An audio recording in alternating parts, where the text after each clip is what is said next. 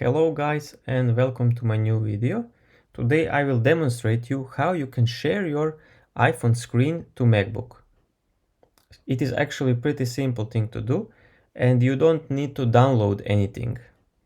So the first step is to connect your phone with computer with a cable. The next step is to find and open QuickTime Player. So this is here QuickTime Player. Right click on it and choose new movie recording. This will automatically turn on your web camera. So now my web camera is turned on but you can't see anything because I have sticker on it.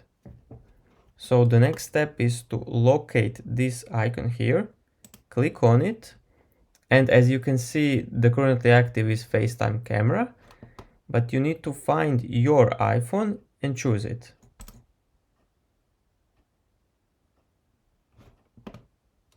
Give it a little bit time. And that's it. That's all you need to do in order to see your mobile phone screen on laptop. So it is important to note that you can't control your phone from laptop. You can only see its screen.